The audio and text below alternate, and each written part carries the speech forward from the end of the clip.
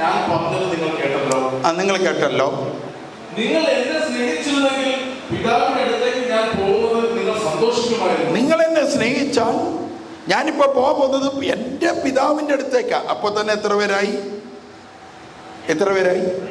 2 പേരായി. പിതാവുണ്ട്, പോകുന്നവനുമുണ്ട്. അപ്പൊ തന്നെ എത്രയായി? 2 പേരായി. ഒരാളാണെങ്കിൽ അത് ഡ്രാമ ആണെന്ന് പറയാം, ഒരാളാണെങ്കിൽ കള്ളമാണ് പറയുന്നത്. കാരണം ഞാൻ എന്നിലേക്ക് തന്നെ പോകുകയാണ് എന്ന് പറയേണ്ടി വരും, അല്ലേ? ഇപ്പൊ തന്നെ എത്ര പേരായി? 2 പേരായി കാണുന്നു. ഞാൻ പിതാവിൻ്റെ അടുക്കിലേക്ക് പോകണം എന്ന് പറയുമ്പോൾ 2 പേരായി. ഇനി അടുത്തത് കേട്ടോ. എന്നാൽ പിതാവ് എന്നേക്കാൾ വലിയവനാണ്. എന്നാൽ പിതാവ് എന്നേക്കാൾ വലിയവനാണ്. ആ വചനം കണ്ടോ? ആ വചനം വായിച്ചോ, നോട്ട് ചെയ്തോ. എന്നാൽ യേശു പറയാണ്, ഞാൻ പിതാവിൻ്റെ അടുക്കിലേക്കാണ് പോകുന്നതെങ്കിലും ഞങ്ങൾ അവിടെ ചെന്ന് കഴിഞ്ഞാലും പിതാവ് എന്നേക്കാൾ ആകെ പ്രശ്നമായി. അപ്പോൾ നിങ്ങളിൽ ചിലർ പറഞ്ഞത് കറക്റ്റാ, ദൈവം സുപ്രീം കോടതിയാണ്, യേശു അതിന് താഴെയാണ്.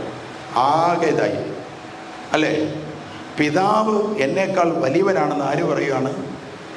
യേശു പറയുക. ദൈവത്തെ സ്തുതിക്കാൻ നമുക്ക്. ഹല്ലേലൂയ. അപ്പോൾ കൂടുതൽ പഠിക്കാം, എന്നാലേ പ്രാർത്ഥന കറക്റ്റ് നമുക്ക് പ്രാർത്ഥിക്കാൻ പറ്റത്തുള്ളൂ.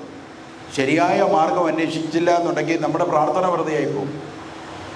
ഇനി എബ്രായർ 2-ാം അധ്യായത്തിൽ അതിനേക്കാളും വലിയൊരു സങ്കടകരമായ ഒരു കാര്യം കിടപ്പുണ്ട്. എബ്രായർ 2:9 പറയുന്നത് നിങ്ങളൊന്ന് കേട്ടുനോക്ക്. എബ്രായർ 2:9 എന്താ പറയുന്നത്? മരണത്തെ ആശ്ലേഷിക്കാനായി ദൂതന്മാരെക്കാൾ അല്പം താഴ്ത്തപ്പെട്ടവനായ യേശു മരണത്തിന് അധീനനാവുകയും മഹത്വത്തിന്റെയും ബഹുമാനത്തിന്റെയും കിരീടം ഭൂമിയിൽ വെച്ച് തന്നെ യേശു ക്രിസ്തു ദൂതന്മാരെക്കാളും താഴെയായിരുന്നു. കണ്ടോ? ദൂതന്മാരെക്കാളും യേശു എന്തായിരുന്നു? താഴെയായിരുന്നു. പിതാവ് വലിയവനാണ്, എന്നാൽ യേശു ഭൂമിയിലോ ദൂതന്മാരെക്കാളും താഴെയുള്ളവനായിരുന്നു. അപ്പോൾ പിതാവ് എത്ര ഉന്നതത്തിലാണ്, യേശു എത്ര താഴെയാണ് എന്ന് ഒരുവൻ ചിന്തിച്ചാൽ കുറ്റം പറയാനുണ്ടോ? ഇവിടെയാണ് യഹോവ സാക്ഷികൾ ഉണ്ടായത്. ഇതിന് ഉത്തരം കണ്ടെത്താത്തതിന് കാരണമാണ് യഹോവ സാക്ഷികൾ രൂപപ്പെട്ടത്. മനുഷ്യർക്ക് ദൈവം വിധേയനായി ജീവിച്ച ഒരവസ്ഥ. ലൂക്ക 2:51 നമ്മളൊന്ന് വായിച്ചു നോക്ക്. ലൂക്ക 2:. പിന്നെ അവൻ അവരോടൊപ്പം പുറപ്പെട്ട് നസറത്തിൽ വന്ന് ദൈവം മനുഷ്യർക്ക് വിധേയനായി ജീവിക്കുമോ? ദൈവം 30 വയസ്സ് വരെ മനുഷ്യരോടൊപ്പം പറയുന്നത് കേട്ട് അനുസരിച്ച് അവൻ മാതാപിതാക്കൾക്ക് വിധേയനായി ജീവിക്കുന്നു. ഒരു സൈഡിൽ ദൂതന്മാർക്ക് താഴെ, മറു സൈഡിൽ യേശു തന്നെ പറയുന്നുണ്ട്, എന്നെക്കാൾ വലിയവനാണ് പിതാവെന്ന് പറയുന്നു. ഒരു സൈഡിൽ മനുഷ്യർക്ക് വിധേയനായി ജീവിക്കുന്ന ദൈവം. അപ്പോൾ ഒന്നെങ്കിൽ യഹോവ സാക്ഷികൾ പറയുന്നത് പോലെ ഇത് മനുഷ്യപുത്രൻ, സോളമനെ വിളിച്ചതുപോലെ മനുഷ്യപുത്രനായി പരിഗണിക്കുക. അല്ലാന്നുണ്ടെങ്കിൽ ദൈവമാണെങ്കിൽ 2 ദൈവങ്ങളുണ്ടെന്ന് പറയുക. യേശുവേ ആരാധന. നമ്മൾ അതിൻ്റെ ഒരു വിശ്വാസത്തിലേക്ക് വരാൻ വേണ്ടിയിട്ട് നമ്മൾ ആദ്യം എടുക്കുന്ന വചനം, ഇതിൻ്റെ സത്യം എന്താണെന്ന് മനസ്സിലാക്കാൻ വേണ്ടി നമ്മൾ ആദ്യം എടുക്കുന്ന വചനം ഫിലിപ്പിയർക്ക് എഴുതിയ ലേഖനം 2-ാം അധ്യായം 6-ാമത്തെ വാക്യമാണ് നമ്മൾ എടുക്കുന്നത്. എല്ലാവരും വചനം എടുത്തോണേ. ഫിലിപ്പിയുടെ പുസ്തകം 2-ാം അധ്യായത്തിൽ 6-ാമത്തെ വാക്യം. ദൈവത്തിൻ്റെ രൂപത്തിലായിരുന്നു. ജനിച്ചപ്പോഴേ ദൈവത്തിൻ്റെ രൂപത്തിലായിരുന്നു. ദൈവവുമായി അവന് ഒരു സിമിലാരിറ്റിയും അവൻ വെച്ചില്ല, സ്വയമേ വെച്ചില്ല. അടുത്തത്, യേശു തന്നെ ദൈവമായിട്ട് ഇടപെടാതെ യേശു സ്വയം എല്ലാവരെക്കാളും താഴ്ന്നവനായി സ്വയം മാറി. എന്തിനു വേണ്ടിയിട്ടാണ്? ഇവിടെ ഈ ക്ലാസ് കേട്ടുകൊണ്ടിരിക്കുന്ന നിന്നെ രക്ഷിക്കാൻ, നിനക്ക് വിടുതൽ തരാൻ. ദൈവമായിരുന്നിട്ട് പോലും അവൻ സ്വയം താഴ്ന്ന് സ്വയം ഏറ്റവും താഴേക്ക് പോകാമോ അത്രയും താഴേക്ക് ഇറങ്ങിയത് നിന്നെ അനുഗ്രഹിക്കുവാനും നിന്നെ പാപത്തിൽ നിന്ന് വിടുതൽ നൽകുവാനുമാണ്. ഹല്ലേലൂയ. ഈ ലോകത്തിലെ സകല ജനങ്ങളും പാപം ചെയ്യുമ്പോൾ അവരുടെ രക്തത്തിലാണ് പാപം കലരുന്നത്. രക്തത്തിലുള്ള പാപങ്ങൾ കലർന്നിട്ടുണ്ടെങ്കിൽ ആ രക്തത്തിന് വിടുതൽ ഉണ്ടാകണമെങ്കിൽ പാപമില്ലാത്ത ഒരു രക്തം നമുക്ക് വേണ്ടി അർപ്പിക്കപ്പെടണം. അത് മറ്റു മതക്കാർക്കൊന്നും ലഭിച്ചിട്ടില്ല. ക്രിസ്ത്യാനിയുടെ മാത്രം ക്വാളിറ്റിയാണ് പാപമില്ലാത്തവൻ നമുക്ക് വേണ്ടി നമ്മുടെ രക്തത്തിന് പകരമായി സ്വന്തം രക്തം സമർപ്പിച്ചവൻ. ഹല്ലേലൂയ. യേശുവേ ആരാധന. അടുത്ത ഏഴാമത്തെ വാക്യം വായിക്കുമ്പോൾ തന്നെ തന്നെ ശൂന്യനാക്കിക്കൊണ്ട് ദാസന്റെ രൂപം. അതുകൊണ്ട് മാലാഖമാർക്ക് താഴെയായി മാതാപിതാക്കൾക്ക് അധീപനായി ദാസന്റെ രൂപം സ്വയം സ്വീകരിച്ചു കഴിഞ്ഞാൽ അത് പ്രവൃത്തിയിൽ വരും. ദൈവം സത്യമായതിനാൽ അത് പ്രവൃത്തിയിൽ വരും. അവൻ വിധേയപ്പെട്ടു. അവൻ ദാസരൂപം സ്വീകരിച്ചതിനാൽ മരണത്തെ പ്രതി അവൻ കരഞ്ഞു. ദാസന്മാര് കരയുന്നത് പോലെ അവൻ കരഞ്ഞു. ദൈവത്തോട് അവൻ പ്രാർത്ഥിക്കുന്ന അവസ്ഥയെത്തി. കാരണം ദൈവത്തോട് അവൻ തുല്യത അവൻ വെച്ചില്ല. അവൻ സ്വയമേ ദാസനായി. ദൈവമായിരുന്നിട്ടും ദാസ സ്വഭാവം സ്വീകരിച്ചു. അത് പ്രവൃത്തിയിൽ കാണിച്ചു. മനുഷ്യരെങ്ങനെയൊക്കെ പ്രാർത്ഥിക്കുമ്പോൾ അതുപോലെ അവനായി തീർന്നു. എന്തിനു വേണ്ടിയിട്ടാണ്? അവൻ നമുക്ക് വേണ്ടി മരണത്തെ പുണരാൻ വേണ്ടി. ദൈവമായി കഴിഞ്ഞാൽ, ഹല്ലേലൂയ, ദൈവമായി കഴിഞ്ഞാൽ വേദന മറ്റു മനുഷ്യരാൽ തന്നെ പീഡിപ്പിക്കപ്പെടുമ്പോൾ ദൈവിക സ്വഭാവം ഉണരുകയും ആ മനുഷ്യൻ നശിച്ചു പോവുകയും ചെയ്യും. എന്നാൽ ക്രൂശ് മരണം വരെയും ദൈവത്തിൻ്റെതായ തുല്യതയൊന്നും എടുക്കാതിരുന്നാൽ ക്രൂശ് മരണം മനുഷ്യരോടുള്ള സ്നേഹത്തിൽ അർപ്പിക്കപ്പെടാൻ സാധിക്കും. ഹല്ലേലൂയ. അതുകൊണ്ട് ആ ക്രൂശ് മരണം വരെയും അവൻ ദൈവിക പരിവേഷമൊന്നും എടുക്കാൻ തയ്യാറായില്ല. അതേസമയം അവ പൂർണ്ണ മനുഷ്യനാണെങ്കിലും അതേസമയം അതിൻ്റെ അകത്ത് പൂർണ്ണ ദൈവവും ഉണ്ടായിരുന്നു എന്ന് നിങ്ങൾ മനസ്സിലാക്കണം. എന്നാൽ ദൈവത്തിൻ്റെതായ ചില സ്വഭാവങ്ങൾ അവൻ പ്രകടമാക്കിയിട്ടുണ്ട് യേശുക്രിസ്തു. പൂർണ്ണ മനുഷ്യനായി സമൂഹ മധ്യേ നിൽക്കുമ്പോൾ ദൈവിക സ്വഭാവങ്ങൾ വെളിപ്പെട്ടിട്ടുണ്ട്. ജനങ്ങളുടെ മുമ്പിൽ 3 ശിഷ്യന്മാരുടെ മുമ്പിൽ മറുരൂപപ്പെട്ടിട്ടുണ്ട്. ഹല്ലേലൂയ. ദൈവികമായ രീതികൾ കടലിനെ ശാസിച്ചിട്ടുണ്ട്, ശാന്തമാക്കുന്നുണ്ട്, മരിച്ചവരെ ഉയർപ്പിക്കുന്നുണ്ട്. ഇങ്ങനെയുള്ള കാര്യങ്ങളൊക്കെ ദൈവികമായ രീതികളും ഒരു ചില സമയത്ത് യേശുക്രിസ്തു, അതായത് ആത്മീയ വർക്കുകൾ ചെയ്യുമ്പോഴെല്ലാം താൻ ദൈവമായി പാപങ്ങൾ ഒരു മനുഷ്യൻ്റെ ക്ഷമിക്കുന്നു. ദൈവത്തിന് മാത്രമേ പാപം ക്ഷമിക്കാൻ സാധിക്കൂ. ആത്മീയമായ എല്ലാ വർക്കുകൾ ചെയ്യുമ്പോഴും ദൈവമായി തന്നെ ചെയ്യും. എന്നാൽ ലോകത്തിലുള്ള ജീവിതങ്ങളിലും തൻ്റെതായ ജീവിത ശൈലിയെല്ലാം ദാസൻ്റെതും ആയിരുന്നു. നിങ്ങൾക്ക് മനസ്സിലായോ? ആത്മീയ വർക്കുകളെല്ലാം എങ്ങനെയായിരുന്നു? സ്പിരിച്വൽ വർക്കുകളെല്ലാം ദൈവത്തിൻ്റെതായിരുന്നു. എന്നാൽ തൻ്റെ ജീവിതം മൊത്തവും ദാസരൂപത്തിൻ്റെതുമായിരുന്നു. ഹല്ലേലൂയ. അടുത്തത് വായിക്കുമ്പോൾ തന്നെ തന്നെ ശൂന്യനാക്കിക്കൊണ്ട് ദാസന്റെ രൂപം സ്വീകരിച്ച് മനുഷ്യന്റെ സാദൃശ്യത്തിലായി തീർന്നു. ആകൃതിയിൽ മനുഷ്യനെ പോലെ കാണപ്പെട്ടു. ആത്മീയ വർക്കുകളെല്ലാം ദൈവത്തിൻ്റെതാണ്. ആകൃതിയിൽ മനുഷ്യനെ പോലെ കാണപ്പെട്ടു. മരണം വരെ, അതെ, കുരിശു മരണം വരെ അനുസരണമുള്ളവനായി തന്നെ തന്നെ താഴ്ത്തി. എബ്രായർ 2:9 നമ്മൾ വായിച്ചപ്പോൾ അതിൻ്റെ അകത്ത് ഒരു കാര്യം ഒളിഞ്ഞിടപ്പുണ്ടെന്ന് വായിക്കാം. നമ്മൾ വായിച്ചതാണ് 2:9. പക്ഷെ അതിൻ്റെ അകത്ത് നമുക്ക് വേണ്ടിയിട്ട് ഒരു ദൈവ സ്നേഹം ഒളിഞ്ഞു കിടക്കുന്നുണ്ട്. ദൈവസ്നേഹം അതൊന്ന് കണ്ടെത്താം. എല്ലാവരും ബൈബിൾ എടുക്കുക. എബ്രായർ 2:9 വായിച്ച വചനം തന്നെ ഒന്നുകൂടെ നമുക്കൊന്ന് വായിക്കാം. നിനക്ക് വേണ്ടി മരണം സ്വീകരിക്കാൻ, മരണത്തെ കെട്ടിപ്പിടിക്കാൻ വേണ്ടി നിനക്ക് വേണ്ടി യേശു തന്നെ സ്വയം ദൂതനേക്കാളും താഴ്ന്നവനായി മാറി. മരണത്തിന് അധീനനാവുകയും മഹത്വത്തിന്റെയും ബഹുമാനത്തിന്റെയും കിരീടം അണിഞ്ഞവനായി കാണപ്പെടുകയും ചെയ്തു. ഹല്ലേലൂയ.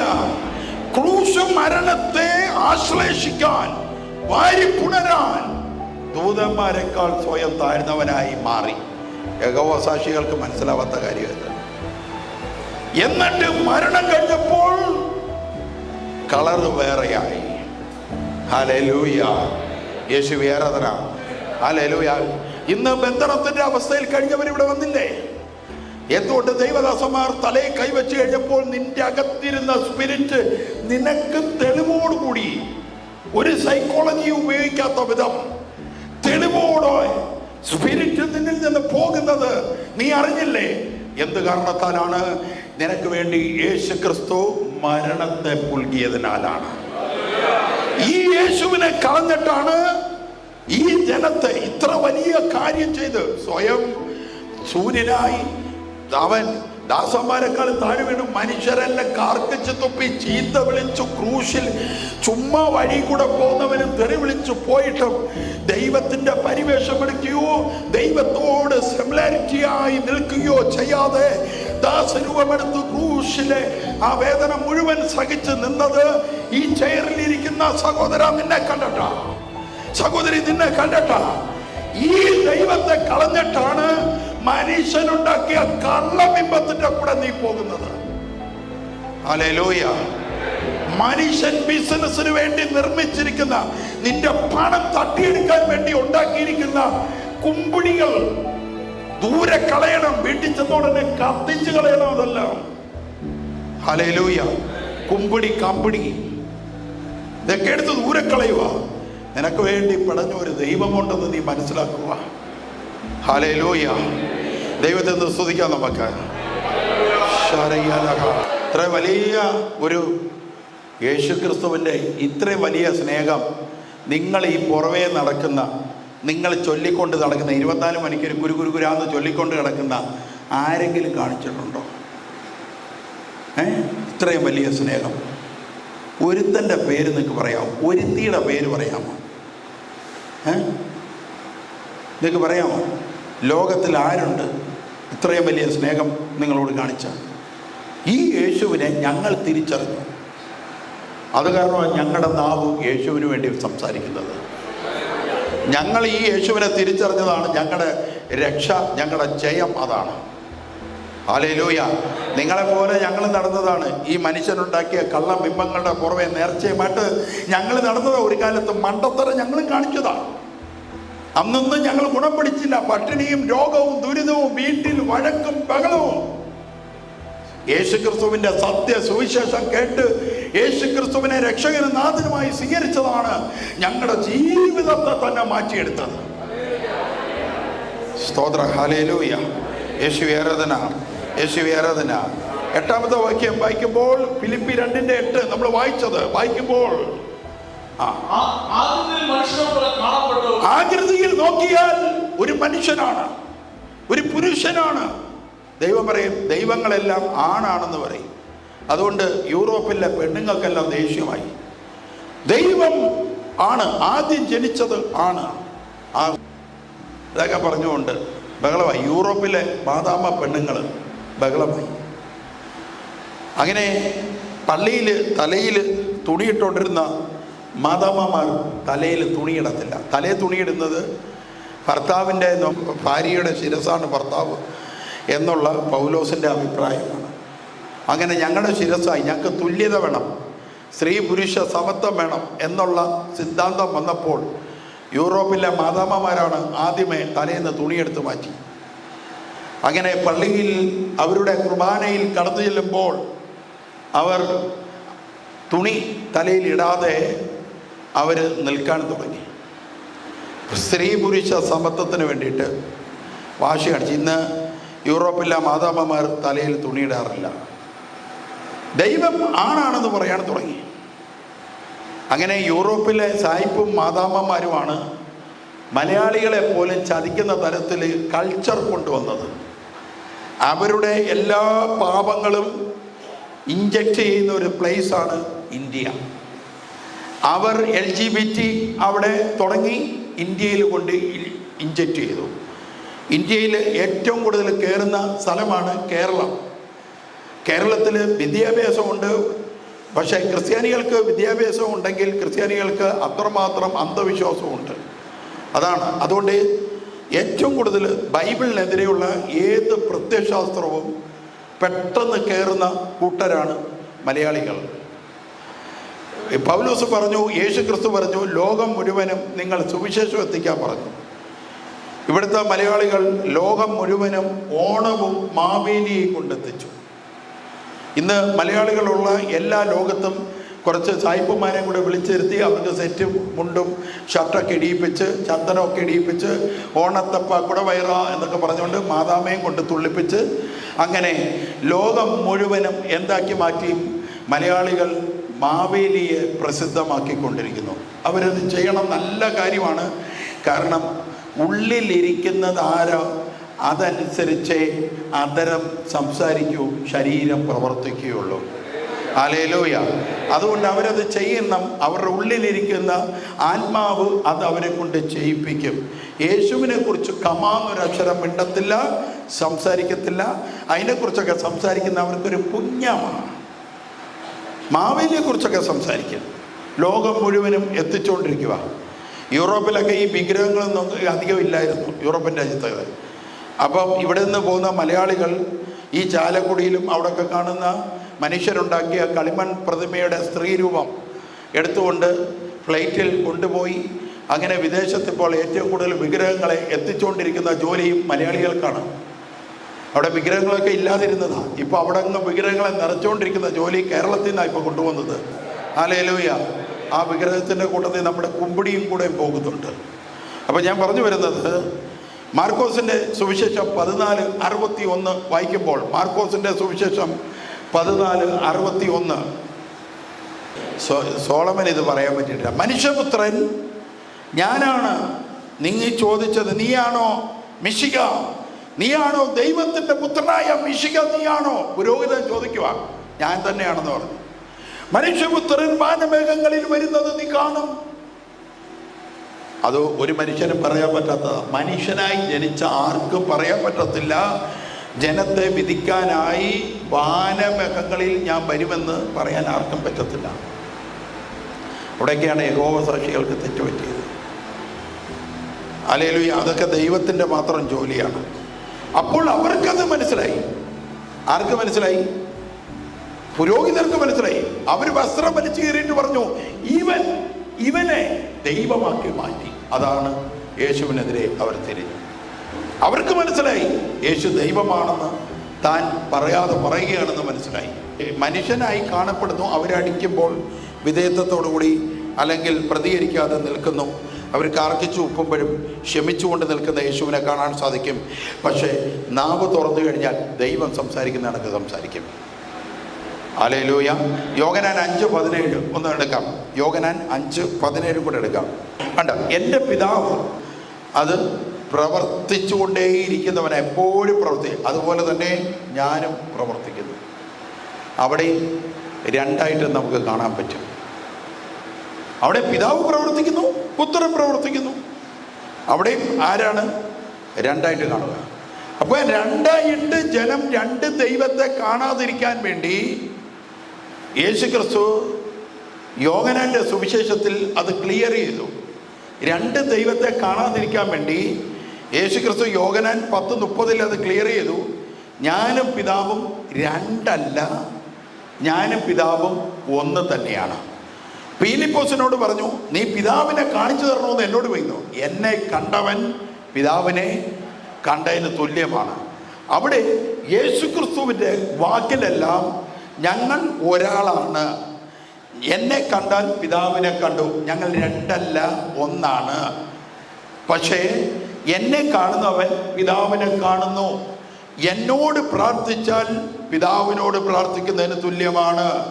പിതാവിനോട് പ്രാർത്ഥിച്ചാൽ എന്നോട് പ്രാർത്ഥിക്കുന്നതിന് തുല്യമാണ്. ഹല്ലേലൂയ. മനസ്സിലാവുന്നുണ്ടോ? ഹല്ലേലൂയ. യേശുവിനോട് പ്രാർത്ഥിച്ചാൽ പിതാവിനോട് പ്രാർത്ഥിക്കുന്നതിന് തുല്യമാണ്. 32 യോഹന്നാൻ 10:32 കല്ലെടുത്ത് എറിയാനായിട്ട് എടുക്കുന്നുണ്ട്. അതൊന്ന് നിങ്ങളൊന്ന് നോക്കാവോ? യേശു അവരോട് ചോദിക്കുന്നു, കണ്ടോ, പിതാവ് ചെയ്യുന്ന അതേ പ്രവൃത്തികൾ ഞാൻ നിങ്ങളെ കാണിച്ചു. ഇവ നിങ്ങളെന്നെ കല്ലെറിയുന്നതിന്റെ കാരണം പറ. പിതാവ് ചെയ്യുന്ന സെയിം പ്രവൃത്തിയാണ് ഞാൻ ചെയ്യുന്നത്. നിങ്ങൾ യഹോവ എന്ന് വിളിക്കുന്ന, യാഹ്വേ എന്ന് വിളിക്കുന്ന പിതാവ് ചെയ്യുന്ന സെയിം പ്രവൃത്തി ഞാൻ ചെയ്യുന്നു. ഹല്ലേലൂയ. ഇതാ പറയുന്നത്. പിന്നെന്തിനാ നിങ്ങൾ എന്നെ കല്ലെറിയുന്നത്? എന്നെ നിങ്ങൾ ഉപേക്ഷിക്കുന്ന എന്തിനാ? എന്നെ കല്ലെറിയാൻ നോക്കുന്ന എന്തിനാ? അപ്പോൾ അവർ പറയുന്ന മറുപടി, യഹൂദർ പറഞ്ഞു, ഏതെങ്കിലും നീ ചെയ്ത യഹോവയുടെയോ നീ ചെയ്ത ദൈവത്തിന്റെ പ്രവൃത്തി മൂലമല്ല, ദൈവദൂഷണം നീ പറഞ്ഞു. എന്ത് ദൈവദൂഷണമാ പറഞ്ഞത്? മനുഷ്യനായിരിക്കെ നീ നിന്നെ തന്നെ ദൈവമാക്കുന്നു. യേശു വാ തുറക്കുമ്പോൾ യേശു പറയുന്നതെല്ലാം ദൈവീകമായ ദൈവം സംസാരിക്കുന്ന കണക്കാണ് സംസാരിക്കുന്നത്. യേശു അവിടെ ദാസൻ സംസാരിക്കുന്ന കണക്കല്ല. യേശുവിൻ്റെ പ്രവൃത്തി, യേശുവിൻ്റെ സംഭാഷണം മൊത്തവും ദൈവത്തിൻ്റെതാണ്. അതുകൊണ്ടാണ് യഹൂദന്മാർ കല്ലെടുക്കുന്നത്. നീ ദൈവമാക്കുന്നോ നിന്നെ? കണ്ടോ? ഹല്ലേലൂയ. യേശു ആരാധന. ഹല്ലേലൂയ. കാരണം യേശുവല്ല മനുഷ്യൻ്റെ ആ കാണപ്പെടുന്ന, മനുഷ്യനായി കാണപ്പെടുന്ന ആ ശരീരമല്ല സംസാരിക്കുന്നത്. അകത്തു നിന്ന് പരിശുദ്ധാത്മാവാ സംസാരിക്കുന്നത്. അകത്തു നിന്ന് ദൈവപിതാവാ സംസാരിക്കുന്നത്. സ്തോത്രം. ഹല്ലേലൂയ. ആത്മാവ് സംസാരിക്കുന്നത് എപ്പോഴും ദൈവമായിട്ടാണ് സംസാരിക്കുന്നത്. അതുകൊണ്ട് ക്രൂശും മരണം വരെയും യേശു അനുസരണമുള്ളവനായി അവൻ ദാസരൂപം നമുക്ക് വേണ്ടി എടുത്ത്, അങ്ങനെയാണ് ഈ പ്രാർത്ഥിക്കുന്നതും ഇതെല്ലാം ചെയ്യുന്നത് ആ മനുഷ്യരൂപത്തിൽ ആയിരിക്കുന്നതാണ്. എന്നാൽ അപ്പോഴും യേശു വാ തുറന്ന് ആത്മീയ കാര്യങ്ങൾ പറയുമ്പോൾ ദൈവമായിട്ടാണ് പറയുന്നത്. അതാണ് നമുക്ക് എവിടെയും കാണാനായിട്ട് സാധിക്കുന്നത്. അവിടെയാണ് കൂടുതൽ ആത്മീയ പ്രവർത്തനത്തിൻ്റെ, ശ്രദ്ധിക്കണം, ആത്മീയ പ്രവർത്തനത്തിൻ്റെ ഏത് കാര്യം പറയുമ്പോഴും എങ്ങനെയാണ്? ദൈവമായിട്ടാണ് പറയുന്നത്. ഇനി ഉള്ള ഓരോ വചനങ്ങളും നിങ്ങൾ എന്ത് ചെയ്യണം? നോട്ട് ചെയ്യണം, ശ്രദ്ധിക്കണം. ഇനി പറയാൻ പോകുന്നത് ശ്രദ്ധിക്കണം. യോഹന്നാൻ്റെ മുമ്പിൽ യേശു പ്രത്യക്ഷപ്പെട്ടു മരണാനന്തരം. സ്വർഗത്തിലേക്ക് പോയതിനു ശേഷം പ്രത്യക്ഷപ്പെട്ടിട്ട് വെളിപാട് 1:18 യേശു പറയുന്ന വാക്ക് എല്ലാവരും നേരത്തെ. വെളിപാട് 1:18 യേശു എന്താ പറയുന്നത്?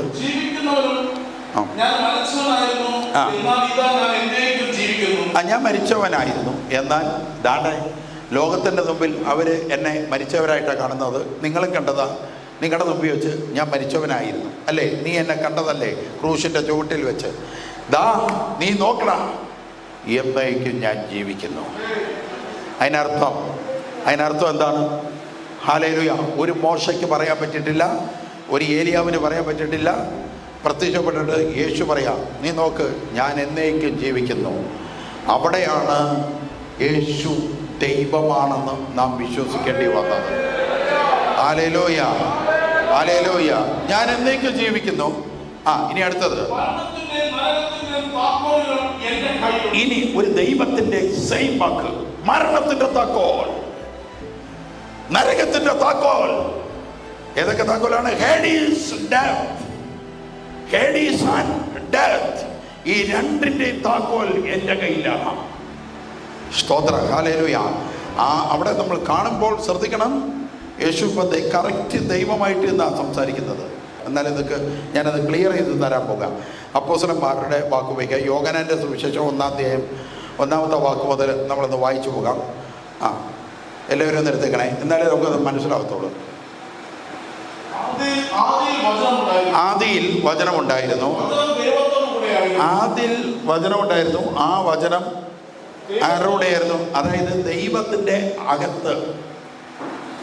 ദൈവം, അതായത് നിങ്ങൾ യാഹ്വേ എന്ന് വെച്ചു കൊടുക്കുക. യാഹ്വയുടെ അകത്ത്. ശ്രദ്ധിക്കണേ, എല്ലാവരും ശ്രദ്ധിക്കണം. ഈ വചനപ്രകാരമാണ് ഞാൻ പറയുന്നത്.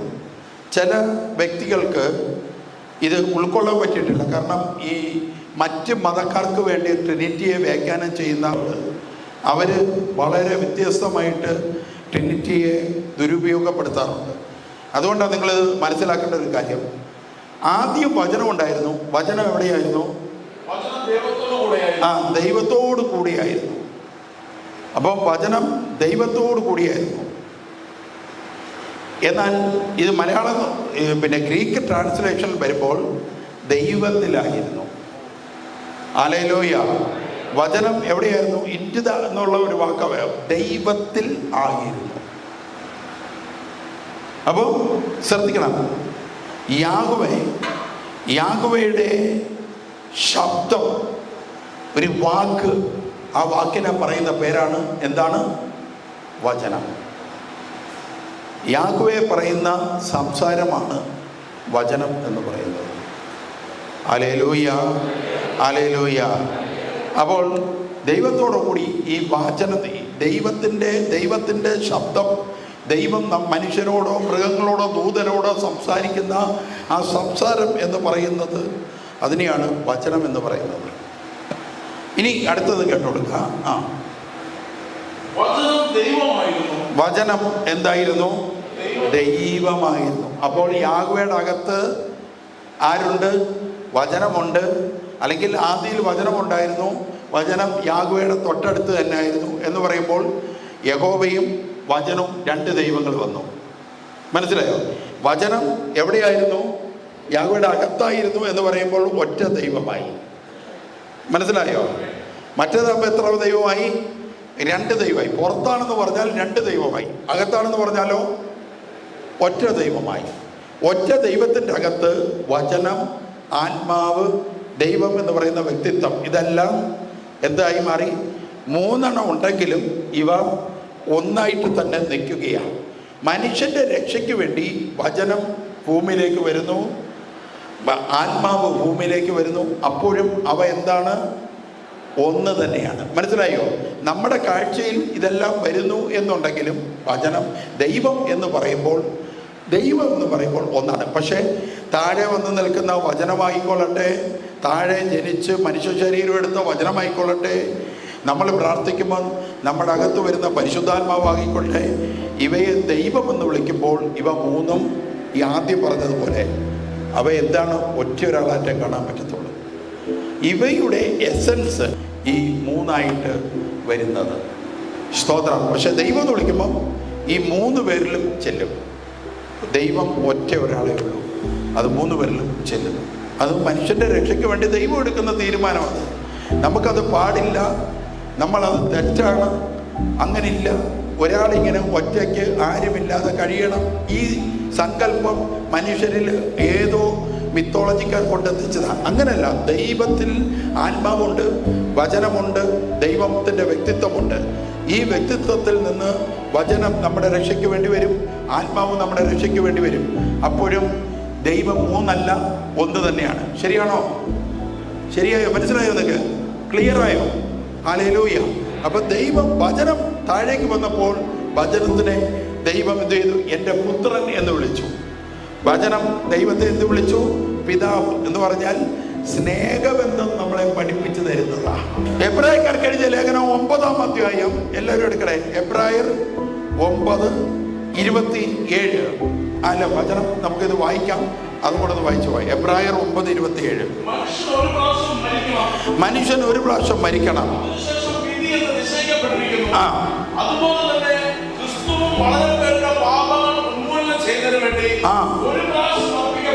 ആമേൻ.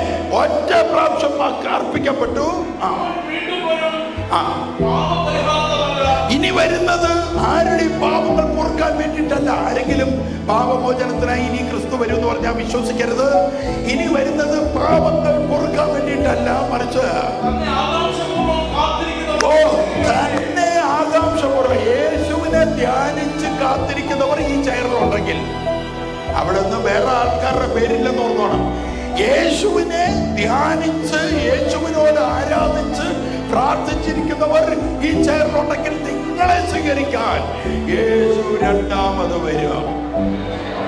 Hallelujah, hallelujah, hallelujah. വായിച്ചേ, വായിച്ചു.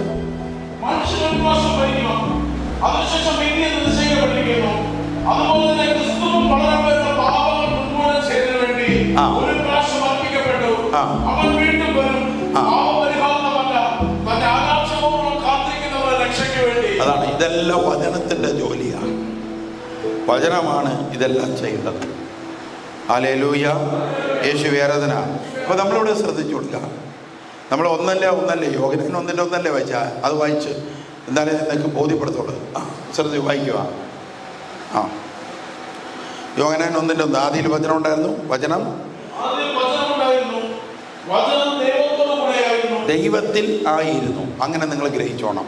അടുത്തത് വചനം ദൈവമായിരുന്നു. അവൻ ആദ്യം ദൈവത്തോടു കൂടെ ഉണ്ടായിരുന്നു. സമസ്തവും അവനോട് ഉണ്ടായി. സമസ്തവും പിന്നീട് ദൈവത്തിൽ നിന്ന് പുറപ്പെട്ടവനായി ഭൂമിയെയും സകലതും നിർമ്മിക്കാൻ, എന്നുവെച്ചാൽ ദൈവം വചനം ഉണ്ടാകട്ടെ എന്ന് പറയുമ്പോൾ ആ ഉണ്ടാകട്ടെ എന്ന് പറയുന്ന ആ വചനം എന്ന് പറയുന്നത് യേശുവാണ്. അപ്പോൾ യേശു വഴിയാണ് ഉണ്ടാകുന്നത്. അടുത്തത് സമസ്തം അവനിലൂടെ ഉണ്ടായി. ഒന്നും അവനെ കൂടാതെ ഉണ്ടായിട്ടില്ല. അവനിൽ ജീവൻ ഉണ്ടായിരുന്നു. ആ ജീവൻ മനുഷ്യരുടെ വെളിച്ചമായിരുന്നു. അവനിൽ ജീവൻ ഉണ്ടായിരുന്നു. ആ ജീവൻ മനുഷ്യരുടെ വെളിച്ചമായിരുന്നു. അടുത്തത് ആ വെളിച്ചം ഇരുളിൽ പ്രകാശിക്കുന്നു. അതിനെ കീഴടക്കാൻ ഇരുളിന് കഴിഞ്ഞില്ല. ഈ വചനം ജീവനുണ്ടായിരുന്നു. വചനത്തിൽ എന്തുണ്ടായിരുന്നു? ജീവനുണ്ടായിരുന്നു. ആ ജീവൻ മനുഷ്യരുടെ വെളിച്ചമായി ഇറങ്ങി വന്നു. തിരിച്ച് ചെന്നിട്ട് ഈ മനുഷ്യരുടെ വെളിച്ചമായി ഇറങ്ങി വന്ന് തിരിച്ച് ചെന്നിട്ട് പിതാവിൻ്റെ അകത്തല്ല, പിതാവിൻ്റെ പുറത്ത് തിരിച്ച് ചെന്നിട്ട് ആ എസൻസ്, പുത്രൻ എന്ന് പറയുന്ന എസൻസ് അത് അങ്ങനെ തന്നെ നിലനിന്നു. വലതുഭാഗത്ത് അങ്ങനെ തന്നെ ഇരുന്നു. ഇനി നമ്മളെ ചേർക്കാൻ വേണ്ടി അതിരിക്കുകയാണ്. അപ്പോഴും ദൈവമേ എന്ന് വിളിക്കുമ്പോൾ പിതാവ്, പുത്രൻ, പരിശുദ്ധാത്മാവിലേക്ക് അവർക്ക് 3 പേർക്കും ഒരുപോലെ കേൾക്കാൻ പറ്റും. യേശുവേ എന്ന് വിളിച്ചാൽ 3 പേർക്കും ഒരുപോലെ കേൾക്കാൻ പറ്റും. കാരണം 3 പേർക്കും ഒരേ ആത്മാവാണ്, 3 പേർക്കും ഒരേ വാക്കേ ഉള്ളൂ. പക്ഷെ കാണപ്പെടുമ്പോൾ ഈ 3 എസൻസിലാണ് നമ്മൾ കാണുന്നത്. പക്ഷേ അവർക്ക് ഒറ്റ ആത്മാവേ ഉള്ളൂ, ഒറ്റ വാക്കേ ഉള്ളൂ, ഒറ്റ ശ്വാസമേ ഉള്ളൂ. ഹല്ലേലൂയ. നമുക്ക് വേണ്ടി 3ആയി ഒറ്റ ശ്വാസമുള്ള ആൾ, ഒറ്റ ആത്മാവുള്ളവർ നമുക്ക് വേണ്ടി 3ആയി നിലനിൽക്കുക. അപ്പോൾ പരിശുദ്ധാത്മാവേ എന്ന് വിളിക്കുമ്പോൾ ആരൊക്കെ വിളി കേൾക്കുന്നുണ്ട്? യേശു വിളി കേൾക്കുന്നുണ്ട്, പിതാവ് വിളി കേൾക്കുന്നുണ്ട്, പരിശുദ്ധാത്മാവ് വിളി കേൾക്കുന്നുണ്ട്. അതുകൊണ്ട് പിതാവും പുത്രനും പരിശുദ്ധാത്മാവും പറഞ്ഞാലേ 3 പേരിലേക്ക് ചെല്ലത്തോളം ഇന്ന് ക്രിസ്റ്റോളജി പഠിപ്പിക്കുന്നില്ല. കാരണം 3 പേരും അത് 3ആയി കാണുന്നവരുടെ പഠന രീതിയാണ്. എന്നാൽ ഇവ 3വിനെയും ഒന്നായി കാണുന്നവർക്ക് എങ്ങനെ വിളിക്കാം? യേശു എന്ന് മാത്രം വിളിക്കാം. നിങ്ങൾ യേശു മാത്രം മതി എന്ന് പറഞ്ഞാൽ പിതാവും പുത്രനും അതിൻ്റെ അകത്തുണ്ട്. ഹല്ലേലൂയ. പറഞ്ഞു മനസ്സിലായി? 3ആയിട്ട് ദൈവങ്ങളെ ചിത്രീകരിക്കണം എന്ന് ആഗ്രഹിക്കുന്നവർക്ക് അത് 3ഉം പറഞ്ഞാലേ തൃപ്തിയാകത്തുള്ളൂ. 3ഉം പറയുന്നതിൽ തെറ്റുണ്ടെന്നല്ല. പിതാവിൻ്റെ പുത്രൻ്റെ പരിശുദ്ധാത്മാവിൻ്റെ നാമത്തിൽ എന്ന് പറഞ്ഞുകൊണ്ട് പ്രാർത്ഥിക്കാം. അത് നല്ലതാണ്. യേശുവാണ് അത് പഠിപ്പിച്ചത്. അതിനർത്ഥം നമ്മൾ ത്രിയേക ദൈവത്തിൻ്റെ നാമത്തിൽ എന്ന് പറഞ്ഞുകൊണ്ട് നടക്കണ്ട. ത്രിയേക ദൈവത്തിൻ്റെ നാമം അതല്ല, പിതാവും പുത്രനും പരിശുദ്ധാത്മാവുമാണ് പറയേണ്ടത്.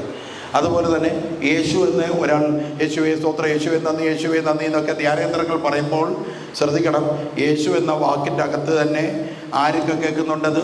പിതാവ് കേൾക്കുന്നുണ്ട്, യേശു കേൾക്കുന്നുണ്ട്, പരിശുദ്ധാത്മാവ് കേൾക്കുന്നുണ്ട്. കാരണം അവർക്ക് ഒരു ശ്വാസമേ ഉള്ളൂ, ഒരു ആത്മാവേ ഉള്ളൂ. ഇപ്പം മനസ്സിലായോ? എന്നൊക്കെ ഒരു ശ്വാസം ഒരു ആത്മാവായിട്ട് തന്നെ കാണണം. അതാണ് ഏകദൈവം എന്ന് നമ്മൾ വിളിക്കുന്നത്. 3 ശ്വാസമില്ല, 3 ആത്മാവില്ല, ജീവനുമില്ല. ഒരു ജീവനാണ്, ഒരു ശ്വാസമാണ്, ഒരു ആത്മാവാണ്. അതുകൊണ്ടാണ് ഏകദൈവം എന്ന് നമ്മൾ ക്രിസ്ത്യാനികൾ വിളിക്കുന്നത്. ഇത്രയും മനസ്സിലായതൊക്കെ മനസ്സിലായോ? ഇനി നിങ്ങൾ പ്രാർത്ഥിക്കുമ്പോൾ എങ്ങനെ പ്രാർത്ഥിക്കാം? യേശുവിനോട് പ്രാർത്ഥിക്കാം, പിതാവിനോട് പ്രാർത്ഥിക്കാം, പരിശുദ്ധാത്മാവിനോട് പ്രാർത്ഥിക്കാം. ഇതിൽ ആരെങ്കിലും ഒരാൾ വേണ്ട എന്ന് പറഞ്ഞ് നിങ്ങൾ തീരുമാനമെടുക്കരുത്. എടുത്താൽ ആൻറ്റി ക്രൈസ്റ്റിൻ്റെ ആത്മാവ് വരും. ഹല്ലേലൂയ. ഇനി നിങ്ങൾക്ക് വേണ്ടി വേദന സഹിച്ചതും നിങ്ങൾക്ക് വേണ്ടി ഈ രക്ഷാകർമ്മങ്ങൾ ചെയ്തതിൻ്റെ അകത്തും ആരെങ്കിലും യേശു കൂട്ടിയിട്ടുണ്ടോ? പിതാവായ ദൈവം ആരെങ്കിലും ചേർത്ത് വെച്ചോ? ഇല്ല. എന്നാൽ യേശുവിൻ്റെ മനുഷ്യരുടെ രക്ഷയ്ക്ക് വേണ്ടി, മനുഷ്യരുടെ വിടുതലിന് വേണ്ടി ദൈവമാണ് എല്ലാ കാര്യങ്ങളും ചെയ്തത്. എന്നാൽ ചിലരെ തൻ്റെ കൃപയുടെ പാത്രങ്ങളായി ദൈവം തിരഞ്ഞെടുത്തു. ചില അപ്പോസ്തലന്മാരെ തിരഞ്ഞെടുത്തു, യേശുവിൻ്റെ മനുഷ്യ അവതാരത്തിന് വേണ്ടി മാതാവിനെ തിരഞ്ഞെടുത്തു, യേശുവിൻ്റെ സുവിശേഷത്തിന് വേണ്ടി സകല വിശുദ്ധരെയും ഇന്ന് ഈ ഹാളിലിരിക്കുന്ന കൊച്ചു കുട്ടികളെ പോലും ദൈവം തിരഞ്ഞെടുക്കുന്നു. ഹല്ലേലൂയ.